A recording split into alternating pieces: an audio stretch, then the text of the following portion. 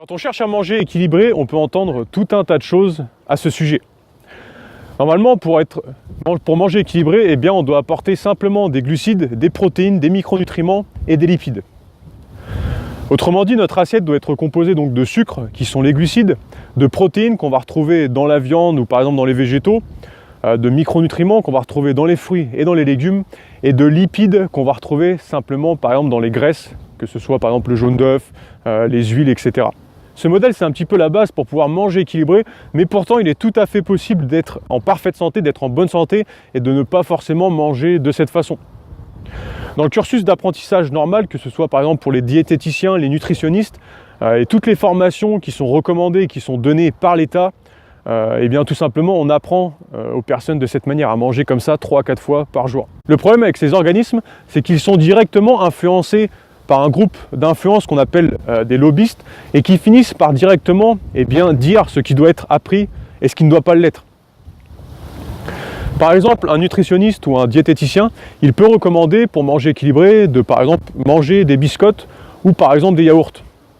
Alors que les biscottes, c'est des produits qui sont transformés, qui sont remplis de sucre et qui font exploser la glycémie. Pour les yaourts, ils vont nous recommander par exemple des yaourts pour avoir un bon apport en calcium.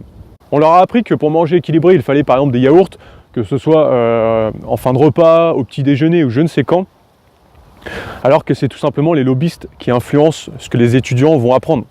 Puisque manger par exemple 3 à 4 produits laitiers par jour, c'est simplement et seulement de la propagande. Il est prouvé maintenant très clairement que plus on prend des produits laitiers, plus on en consomme et plus c'est mauvais pour notre santé. Et pourtant, ça n'empêche pas certains nutritionnistes ou diététiciens d'en vanter les mérites, tout simplement parce que voilà, les lobbyistes qui leur apprennent ce genre d'informations sont directement des lobbyistes qui viennent des produits laitiers.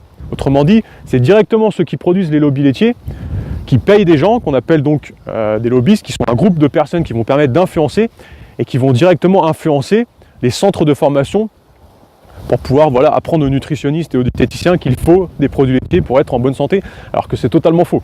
Ces organismes, que ce soit les produits laitiers ou même d'autres organismes, ont tellement d'argent qu'ils ont la capacité de payer des personnes pour pouvoir influencer par exemple les messages de santé publique, les pubs ou les formations qui vont être données aux nutritionnistes, aux diététiciens et à d'autres personnes qui vont par la suite influencer directement le comportement des gens. La vérité, c'est que plus on prend des produits laitiers, plus on est en mauvaise santé.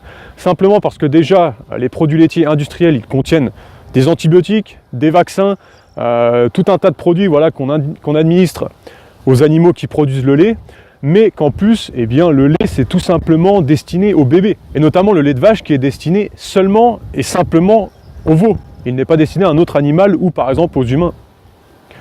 Le lait permet simplement de pouvoir se nourrir quand on n'a pas la dentition pour pouvoir mâcher et croquer certains aliments.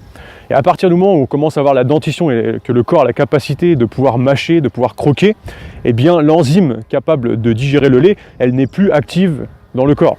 Et de cette manière, on n'est plus censé consommer tout simplement du lait. Le plus fou dans tout ça, c'est que ces organismes ont la capacité directement d'influencer des grosses formations comme ça, qui vont permettre de former des professionnels de santé qui vont être les diététiciens, nutritionnistes ou autres. Au final, la seule capacité qu'ont les nutritionnistes, qu'ont les professionnels de santé, c'est de continuer à apprendre par eux-mêmes par la suite, puisque tout simplement pour continuer d'avoir des connaissances et pour éviter tout le formatage qu'ils ont subi pendant leur cursus d'apprentissage, qui peut être souvent de la propagande et des choses qui sont complètement fausses. Quand on voit même que certains organismes se permettent même de dire qu'il est plus hygiéniste et qu'il est meilleur pour le bébé de lui donner du lait de vache en poudre plutôt que le sein de sa maman. C'est à quel point l'idiotie et les lobbyistes sont extrêmement puissants.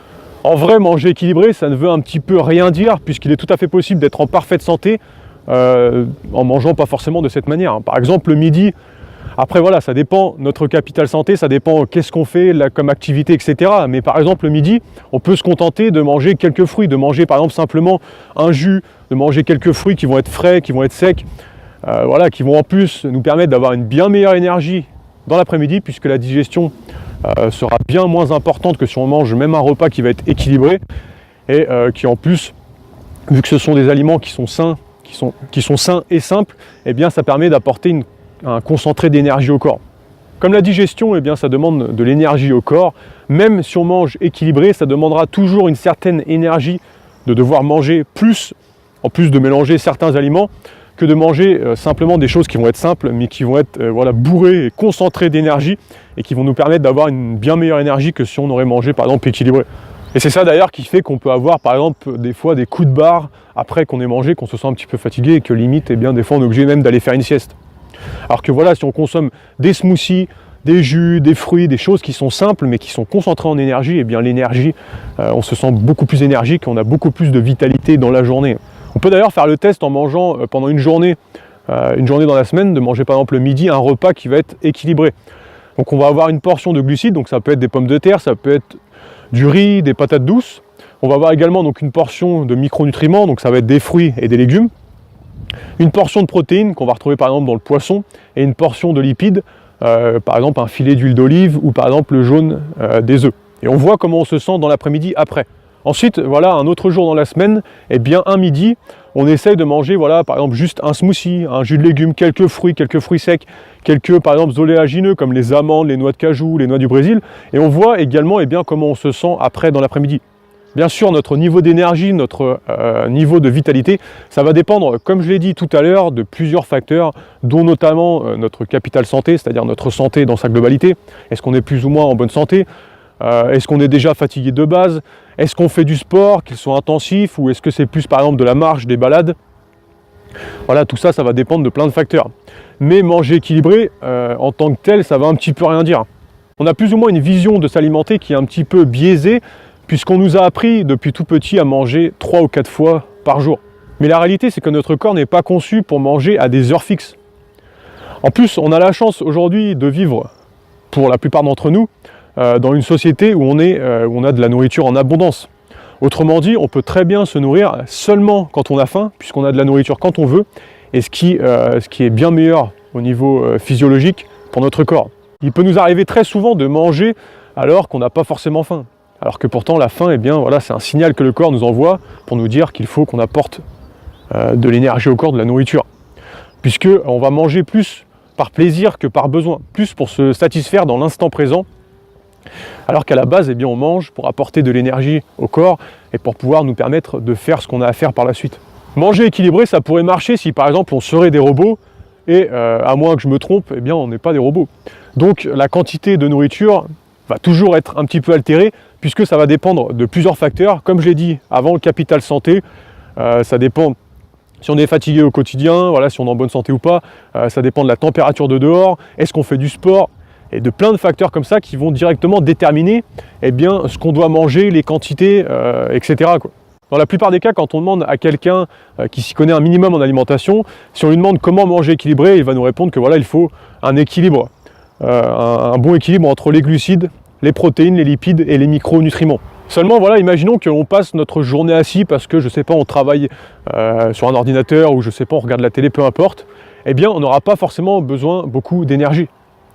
Et il n'y aura aucun intérêt d'apporter autant de glucides, de protéines, de micronutriments ou encore de lipides. C'est pour ça que c'est clair que manger équilibré, c'est une base. Mais encore une fois, on n'est pas des robots et on n'est pas forcément obligé de manger de cette manière. Ça dépend, voilà, faut savoir s'écouter, il faut savoir un petit peu se connaître et connaître notamment voilà, qu'est-ce qui nous nourrit, qu'est-ce qu'il faut qu'on apporte au corps. Imaginons qu'on a une personne qui est encrassée, voilà, que son corps est encrassé, on peut lui dire de manger équilibré, c'est-à-dire d'apporter un apport de glucides à chaque repas, un apport de lipides, de protéines, de micronutriments. Si son organisme il est encrassé, ça va servir tout simplement à rien. C'est surtout en fin de compte apprendre voilà, à s'écouter, apprendre à écouter ses instincts, ses intuitions qui savent avant notre cerveau ce que le corps a vraiment besoin, ce que le corps a réellement besoin. Imaginons que par exemple, on nous tend une banane pour qu'on puisse la manger. Alors on prend cette banane, on la regarde, on peut même la sentir. Si on n'en a pas envie, c'est que tout simplement, il ne faut pas qu'on mange la banane, puisque tout simplement, ce que contient la banane, le corps n'en a pas besoin. Et ça, c'est simplement les instincts. Par contre, imaginons que voilà, on va nous tendre une pomme. Eh bien, si on en a envie, c'est simplement que le corps en a besoin.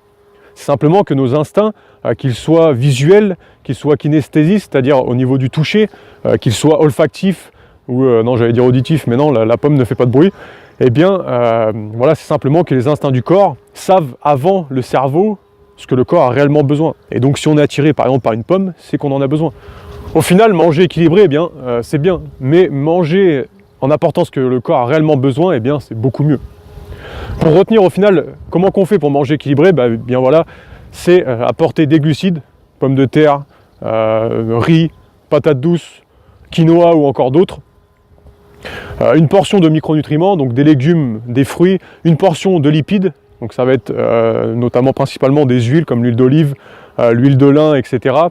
Ça va être également une portion de protéines, tofu, œufs, poissons, viande, qui vont permettre de faire un repas qui va être qu'on appelle équilibré. Pour ce qui est à peu près des proportions, eh bien on peut dire qu'en général 50% de l'assiette ça va être des légumes et des fruits pour apporter les micronutriments, 20% de glucides, 20% de protéines et 10% à peu près de lipides. Encore une fois, ça dépend de plein de facteurs. Plus on va faire par exemple du sport, plus on va avoir besoin d'énergie et plus forcément les quantités vont être un petit peu variables. L'idéal étant de garder cette base pour manger équilibré et par la suite d'apprendre bien plus à propos de l'alimentation pour pouvoir vraiment apprendre justement à connaître ce que le corps a réellement besoin et ce qui est bon pour nous ou pas. Puisque parfois il peut être par exemple pendant un certain temps de manger un seul type d'aliment, par exemple pendant une journée ou pendant un repas qu'on va appeler une monodiète, ou par exemple de moins manger le midi, moins manger le soir, moins manger le matin. Voilà, tout ça va dépendre de nous puisqu'on est tous différents. Alors si vous voulez en savoir plus à propos de l'alimentation, moi ce que j'ai fait c'est que dans le premier lien de la description de cette vidéo, j'ai mis à disposition 6 vidéos de formation qui sont offertes à propos justement de la santé, à propos notamment de l'alimentation, pour pouvoir peut-être vous aider à faire un changement alimentaire et voir plus clair, élargir votre vision au niveau de l'alimentation. Ça peut vous aider si vous cherchez à perdre du poids sans faire de régime, à augmenter votre niveau de santé, votre niveau d'énergie, de vitalité, ou peut-être même à vous renforcer au niveau musculaire. Je vous laisse regarder ça, c'est le premier lien dans la description et moi je vous dis à tout de suite dans ces vidéos. Et si vous ne les suivez pas, à bientôt dans une prochaine vidéo sur YouTube. Salut!